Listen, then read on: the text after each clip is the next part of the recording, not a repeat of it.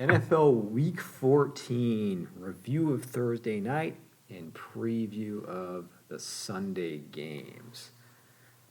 Now, starting with Thursday night, the Lions had a big victory. We knew whoever came out of this game with a victory was going to be looking better, and whoever was going to lose was going to have a difficult time getting into the playoffs. Lions are now 8-5. The Cowboys are 6-6-1.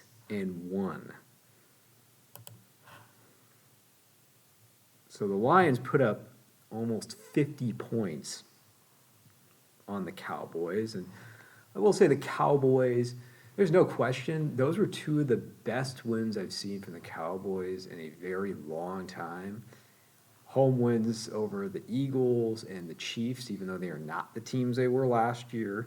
I can't take away from the Cowboys what they did. And then the Lions also played on 2 Thursdays in a row also. They lost a close game against the Packers, and a lot of people felt Jahmyr Gibbs coming into this game would be the big mismatch for the Cowboys, and he proved to be a handful. I mean, he's a handful for most teams. They did a good job containing him on the ground, but he had over 100 total yards. He had 43 yards rushing, but he had 77 yards receiving. But it's going to be an uphill battle for both of these teams. And I want to say quickly, too, that I credit the NFL for putting more competitive games on Thanksgiving. I'm not a believer that every Thanksgiving the Cowboys and Lions need to play. I almost wish they just alternate or do this instead. If they're going to play every year on Thanksgiving, then they need to be on the road for one of those games every other year. You can host every other year if you're going to be on every other year, but why should the Cowboys and Lions be allowed to host every single year? It's one thing to let them play every year on Thanksgiving, but host, not that the NFL would ever consider that. You know, having Dallas for that afternoon time slot is a tradition they would never want to give up. I'm just looking to mix it up a little. I don't feel we need 3 games total on Thanksgiving. You could just push them back a little. They don't have to run right up against each other. You could push them back.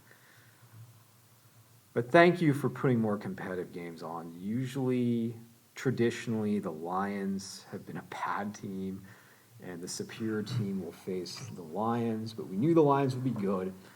And we knew the Packers were going to be good, playoff caliber teams. And then the Chiefs were the best opponent that the Cowboys have had in years. I mean, I go in just saying, oh, who are the Cowboys going to be playing on Thanksgiving this year? Is it going to be the Giants, or is it going to be the Commanders or the Washington football team or a bad Raiders team? Well, they gave them the Chiefs, and they did beat the Chiefs. But this is going to be a hard time for both of these teams. Look at the schedules for the Cowboys coming up. They have to go undefeated to get in. They have to run the table. And it cracked me up that Tony Romo was talking about, oh, I think the Cowboys, if they win this game against the Chiefs, it's almost as if he'd say, we can go undefeated and run the table. And I believe this, that above all else, Tony Romo, it's not to say he isn't good at his job, but the primary reason he was hired above everything else on CBS was for that Thanksgiving game, to have a former Cowboys quarterback in the booth. Right? Am I right or am I wrong? I think I'm right with that. Okay, so the 4 remaining games for the Cowboys. Vikings, they should win. They have the Chargers at home, Vikings and Chargers at home. Then they have Commanders and Giants on the road. Now, they should win 3 out of 4. The Chargers game is definitely the hardest. Of the 4, it's going to be very difficult for the Cowboys to get in unless they go undefeated. 4-0 to end the season, and they get help from other teams losing. The Lions, who are ahead of them, their remaining schedule looks like this. Final four. Now, this is much tougher. There are no easy games in here. The Rams in Los Angeles. Well, the Rams don't have any home games. We know that. The Steelers at home, and then at Vikings, at Bears. Now, my opinion about the Lions is they've already had their best shot at going to the Super Bowl. They will remain competitive. They will remain to be a relevant team. I've never been a believer in Jared Goff, but they too need almost everything to go right in these games. So if they split, and I would expect them to split, I think they'll lose against the Rams, they'll win against the Steelers, they'll win against the Vikings, and lose against the Bears. I mean, remember this, though. This season is totally unpredictable. It's been a bad year of football. It's been a very poor, one of the worst seasons I can think of for just the play on the field. The quality of the sport has been about as bad as I can remember. It's not to say there haven't been good games, but I'm not a fan of parity. I'm okay with a few surprise teams, maybe a surprise team in each conference, but I like to see dominant teams. The league loves it because you can have these big playoff brackets and, hey, only a couple teams have been eliminated. It doesn't make for good quality football. It's great for viewership because teams are still in the hunt, even if they're trash. But if they go 2-2, which I expect them to be, that means the Lions are 10-7. 10-7. And the Cowboys I see being, well, even if they were 9-6-1. I think the Chargers go in and beat the Cowboys.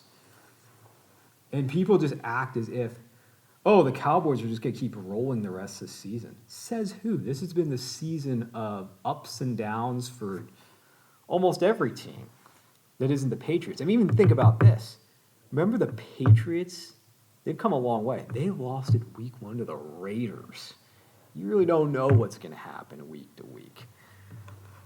The Broncos could have easily lost several other games than they have.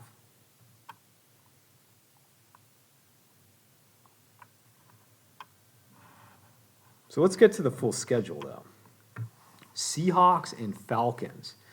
Should be a big win for Seattle, as they're right neck to neck with the Rams in the NFC West, and the 49ers are there also. I mean, the Bears are number 1, the Rams are number 2, the Eagles 3, the Seahawks are 5. The 49ers are 7, who have the bye week. Bengals, this is a big one. Bengals at Bills. Bengals dangerous because they got Joe Burrow. And the Bills have had a good season. But this was supposed to be the Bills' season. I want to say about the Lions, I got distracted. Going back to the Lions, their best opportunity to win was 2 seasons ago. I'm a 49ers fan. The Lions blew that game. Jared Goff was terrible in the second half, and Dan Campbell coached them into a loss.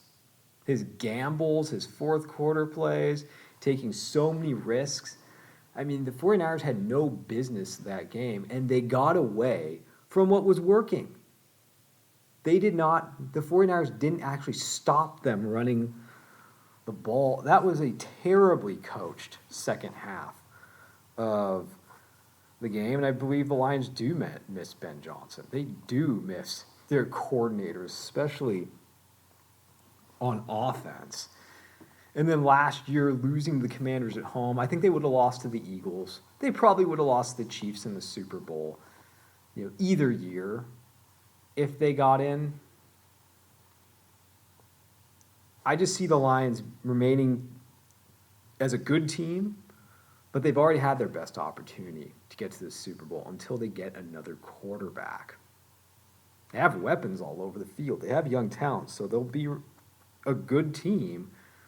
But again, I don't believe in Jared Goff and the fact that if you're Detroit, you need the playoffs to go through Detroit. You need to be a 1 or a 2 seed. You can't be a wild card. Just in most cases, here's the thing. You can say the same thing about the Cowboys and the Lions. If you put them on grass and outdoors, they're usually in trouble. And that's the issue for both of them. If either of them get in, they will get eliminated in the first round. Okay, Bengals and Bills. Back to this one. Joe Burrow, man, did he look sharp and outplayed Lamar Jackson on Thanksgiving Day. Now he's going up against the Bills. And the reason I started talking about the Lions was opportunities. This was supposed to be the Bills' season, especially with the Chiefs being down. The Bengals are down, and the Ravens are down, and it looks like they're going to be a wild card, right? Right now, the Bills are actually sitting at number 7. Number 7. The Patriots are number 1 at 11-2, and the Bills are 8-4, and they're the 7th, just barely making it in the playoffs. It's very disappointing. And Josh Allen hasn't had the season he had last year. I just don't see how Sean McDermott isn't really on the hot seat. I mean, if they fall short this year, don't you have to try something different? If the Bills don't even, I kept saying about the Bills, if they didn't at least reach the conference championship, forget about that. At the very minimum, they really need to get to the Super Bowl for him to keep his job. And the problem with the Bills is it's not Josh Allen. It's they have not put enough around him. I mean, what else do they have on offense that scares you besides Allen and Cook? In the passing game, what is there? It's not enough. Defensively, they're always that bend, don't break defense. A Super Bowl team's got to be better than a bend, don't break defense, unless your offense is elite. I would have to take the Bills, but I would not be shocked if the Bengals win. After what they did in Baltimore, who was playing better. Oh, Bills, if you have any shot at making a Super Bowl run, you've got to win this game. I'm going to take the Bills, but I don't feel great about it. Titans and Browns, who cares? Titans and Browns.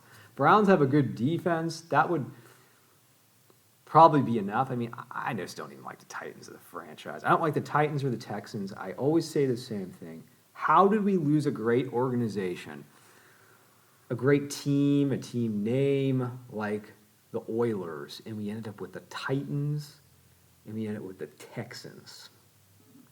And they're the worst team in football. I mean, they are just... I don't know how you can even evaluate the quarterback. I don't know how you can evaluate much in Tennessee. And I think one of the great things that you saw about Vrabel is, what did Vrabel have to coach with in Tennessee? He had Derrick Henry. There wasn't much, and look how well he did. And then you put him in a better situation in New England. It was just a no-brainer.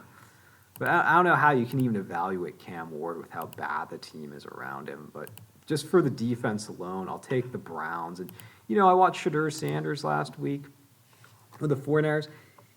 You know, he played okay all in all.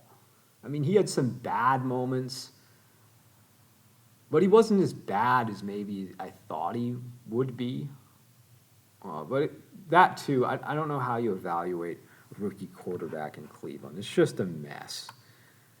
Why they gave up on Baker Mayfield so quick, I will never know. The man beat the Steelers in the playoffs. I've always said, I say this to some of the others I talk football with, is I say, you know, what's the purpose of the Bengals and the Browns, you know, for the most part in history in the NFL? They're just there to be a doormat for the Steelers to walk on, right? And you actually got Baker Mayfield to go on the road and win in Pittsburgh. I mean, you think that would have secured his job for a few more years? Nope. And look at him. I mean, imagine if you had Baker Mayfield with a good defense. They would have won the division, wouldn't they? But that's the Browns. Commanders and Vikings, oof, that's a dog game. Commanders and Vikings. Two teams have really, really gone south this year. I'm not a big fan of Sam Darnold, but I definitely like Sam Darnold a lot better than McCarthy at quarterback.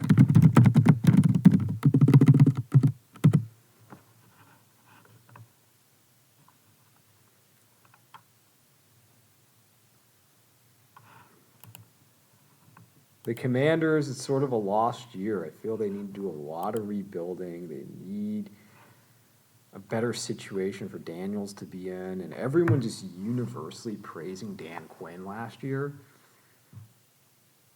It was a great year, but it's also interesting as a 49ers fan. It seems that Kyle Shanahan gets most of the blame for losing and blowing the Super Bowl to the Patriots. Okay, the offense was bad, but the defense was really bad for the Falcons too.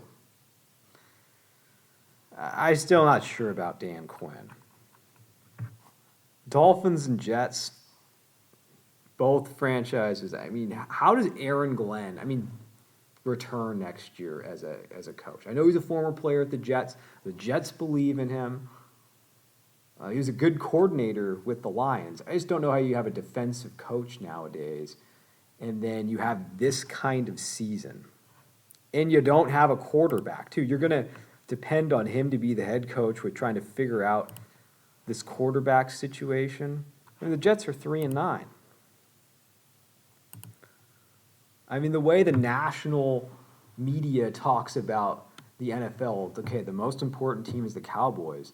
And number two, it's almost like it's the Jets are the second most important team, unless they're this bad. They had one great season with Joe Namath at quarterback. They won Super Bowl III. What else is there to say about the history of the Jets? Also help me out with that. Saints at Buccaneers. Well, the Buccaneers need wins, and this is the type of game that'll help them.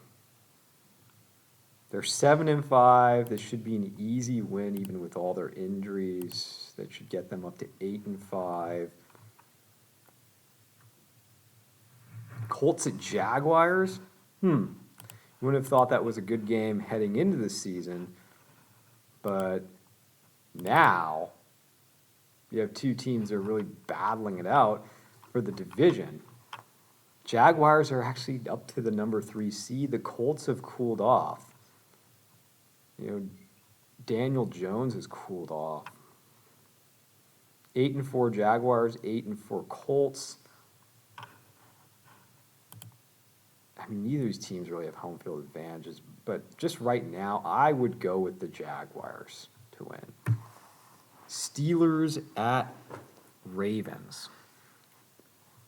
Aaron Rodgers is going to play. Lamar Jackson is back, but he's not like the Lamar we're used to seeing. These are two teams that are sort of has-beens to me. It's still the rivalry. It's still the Steelers and the Ravens. But Rodgers is old and he's beat up. And I'm a Rodgers defender. I mean, watching Rodgers in his prime was beautiful. Rodgers in his prime was, I think, the best quarterback I've ever seen. I just remember seeing him, I think it was 2014, Packers and Patriots at Lambeau. Side by side, Rodgers and Brady in their primes. Rodgers was better. Rodgers more gifted. He didn't have a better career, but one of those gifted players to ever play quarterback. One of the greatest throwers of the football. I mean, I'd say is just a thrower. Almost as good as it gets. Better than Brady. But it's more to it than that. He just didn't have the playoff success. And I can't really defend Rodgers at this point of his career. He's, top 5, top 6 quarterback of all time, but he is not that player anymore. And you just look at the Steelers across the board. It's like, okay, what do the Steelers have? Really, what do the Steelers have that would suggest that they're a dangerous team? I mean, even T.J. Watt isn't having as good of a season as he's had. DK Metcalf's been a real disappointment. I mean, he's got the body, he's got the appearance, but he doesn't get the most out of what he has. I mean, if you're just talking about from a physical standpoint, who's more gifted in the league than DK Metcalf? He's like a 6'4", 235 receiver in the open field. He can outrun anybody. I mean, he's like Owens, like even a bigger version of Owens physically. But he's a guy you can kind of get him to check out of the game. I noticed that so many times as a 49ers fan. Man, you could get him to mentally check out early. If he doesn't get involved early in a game, he's a bit of a head case, DK Metcalf. He's sort of a fragile player, and you never want to say that about football players. But I am not a fan of DK Metcalf. And then the Ravens, whoever wins this game, it'll go far with who wins the division. I mean, the Bengals could still win the division. That's possible. I mean, they're going to face each other 2 more times. They're going to face each other in Week 18. It's a possible flex game. But I don't like either of them. Whoever comes out of this division, I don't like any of the teams that come out of this division. I would not be surprised to see a wild card team beat one of them, but we know this, only one team is going to come out of the AFC North. It isn't going to be 2 teams coming out of the AFC North. But I feel with the Ravens, they are another one of those teams that the window is, if it's not already closed, it's close to being closed. Because Lamar, if you take his legs away, and I know he's number 2 all-time in quarterback rating, okay, yeah, because teams are so scared of him running and they can't hit him either. I mean, how good would Lamar be in the NFL 20 years ago, 25 years ago? We haven't seen an athlete like him except for maybe Michael Vick, but Michael Vick didn't get protected like Lamar Jackson. If you take his legs away and he's no longer a dual threat, he's going to be a lot more of an ordinary quarterback, Lamar. If you just say simply, you're going to have to primarily beat us with your arm and you're going to have to stay in the pocket more, we're going to find out what kind of quarterback Lamar Jackson is. I mean, just even look at the little bit of the decline of Patrick Mahomes. I think Patrick Mahomes is far from being done. I expect Mahomes to get to at least another Super Bowl. I even think we've probably seen the best of Patrick Mahomes, and he's 30. Lamar's 28, and, I'm just wondering about these leg injuries, hamstrings. As the injuries pile up, how good are you going to be as just a throwing quarterback? I mean, he can still be dangerous on the move. He can still get some runs in, but if he's not what he was, the most dangerous running quarterback there's ever been, what's the Ravens' offense? And defenders are not going to have to, they're going to lock in on him as a passer. They're going to make him beat them consistently with his arm. And they're like, okay, we don't have to worry about him breaking off a 50-yard run. But I would tend to go with the Ravens, but it could go either way.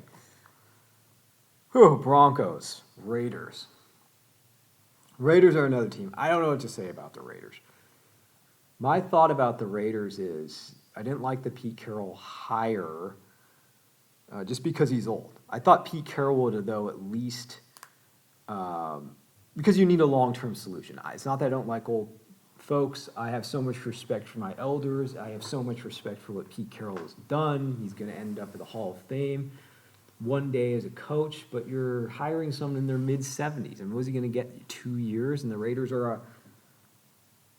they're a rebuild. Face it, they are not a patch-it-up team. They're not plugging in players. They need to completely rebuild. And you saw how stiff the competition was in the division. 3 teams went in the playoffs last year. You have Andy Reid coaching Patrick Mahomes. You have Sean Payton coaching Bo Nix. And you have Jim Harbaugh coaching Justin Herbert. You needed so much to go right for you. And Geno Smith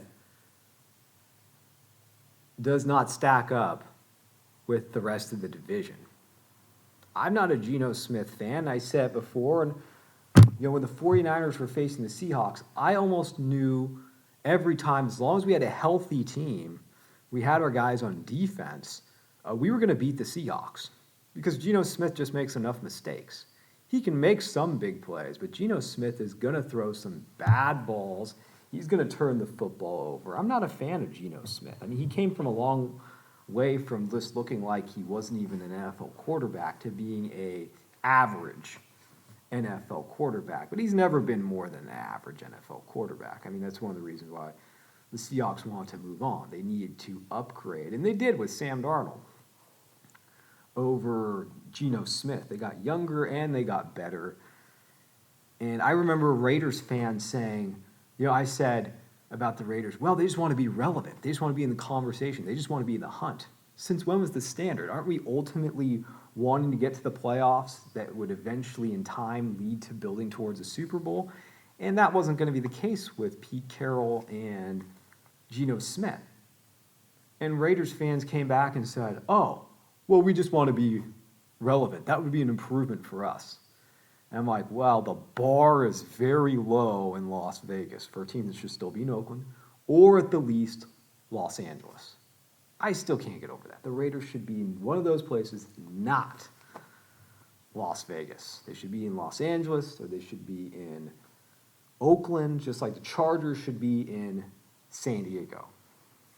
Okay, that's my gripe, my personal feelings about it. But the Raiders, they just need to completely rebuild. They should have traded Max Crosby. I love Max Crosby. Max Crosby is one of the best players to watch in the entire sport. But if you need to rebuild and get draft picks, you need to trade Max Crosby.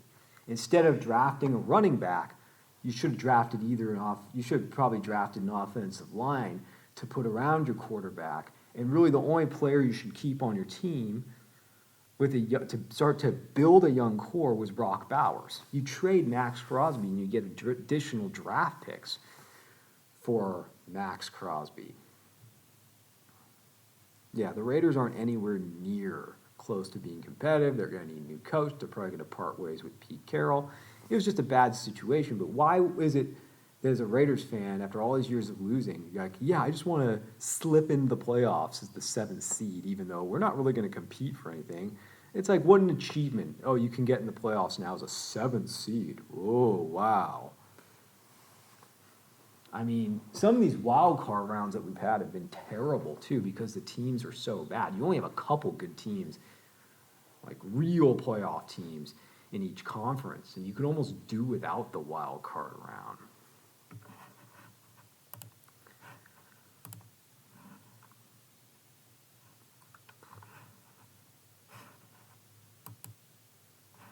Okay, the rest of the schedule, well, it should be an easy one for the Broncos.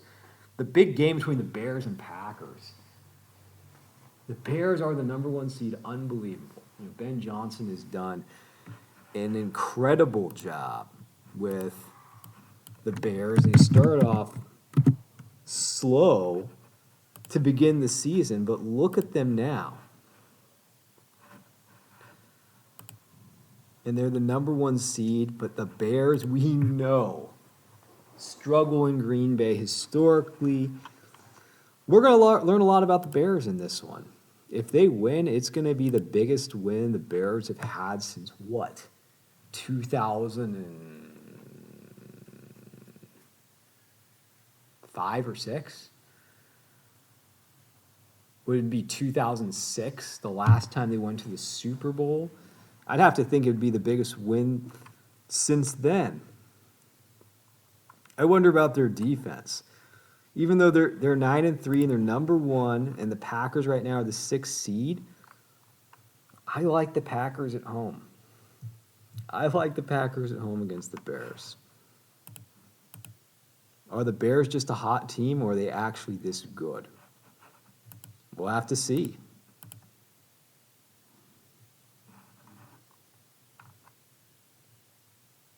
But that's the big Fox game in the afternoon, America's game of the week. I'm hoping I can watch some of it.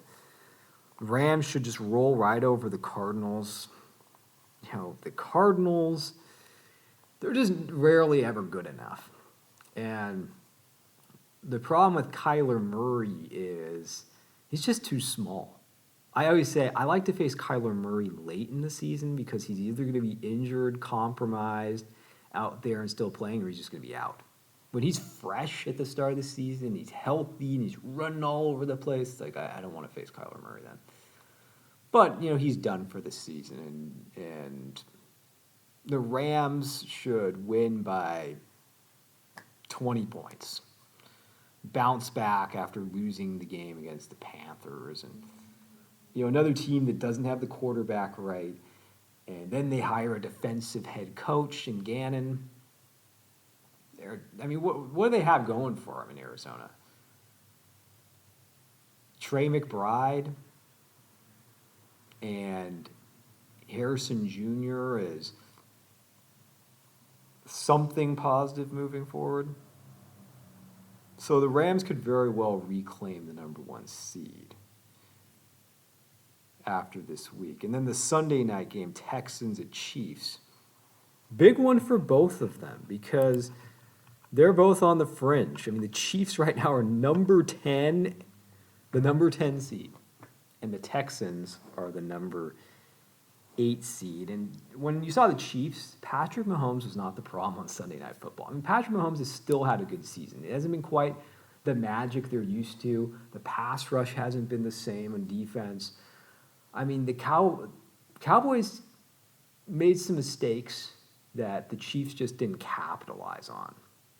There were fumbles. There were several could have been interceptions. They didn't come up with. There was that big drop in there also. I thought Mahomes was still excellent. But, it feels like the games they absolutely have to win, they will find a way to win. They did that against the Colts. The Texans are a pretty good opponent. But C.J. Stroud, people were just ready to, after one season, just say, oh, yeah, C.J. Stroud and the Texans are just ascending. And they're not going to have any bumps in the road. I'm like, come on. Look what's happened to the Commanders this year. Same thing. Oh, yeah, Jane Daniels and, the Commanders, they're just going to keep ascending to the Super Bowl. It's like, haven't you heard of sophomore slumps? And the league has to figure you out.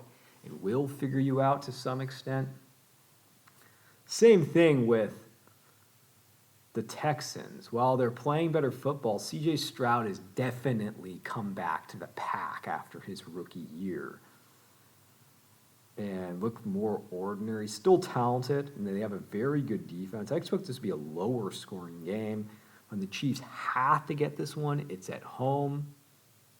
I'm going with the Chiefs to go to 7-6, and the Texans to fall to 7-6.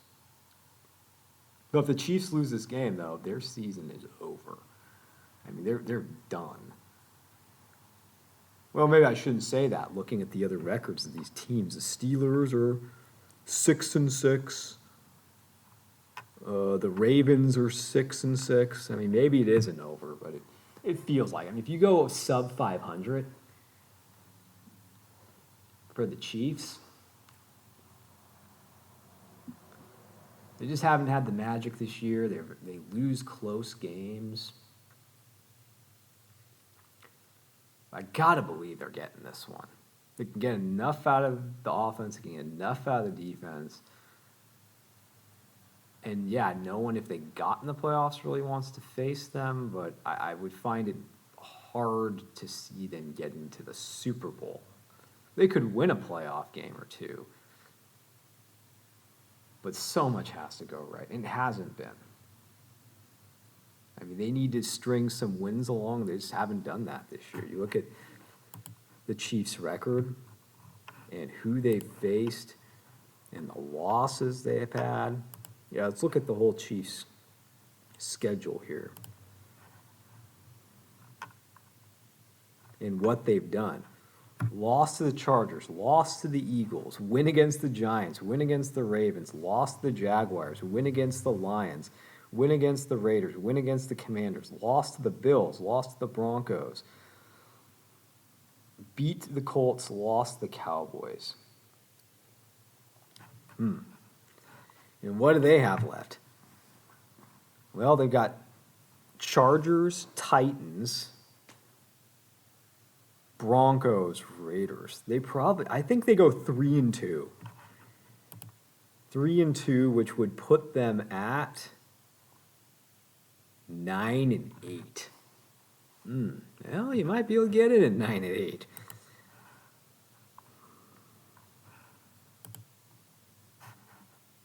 And then the last game, which is the Monday night, which is actually better than the Sunday night game.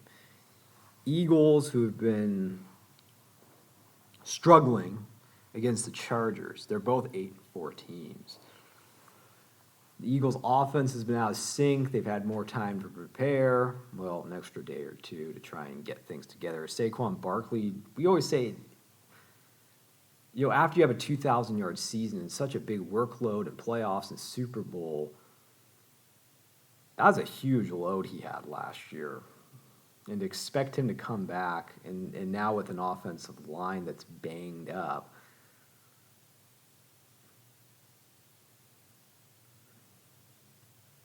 and Justin Herbert's hurt for the Chargers. The Chargers do have a lot of talent. But again, it's going to be a 50-50 crowd, I would imagine. Fans will travel all the way out to anyone who wants to take over that field and wants it to be theirs when their team is there, they can have it. And the NFL thinks Los Angeles football is great. I don't. And I don't like it being indoors either. What excuse is there for indoors football and turf? It's just all about making money. It's not about a good product.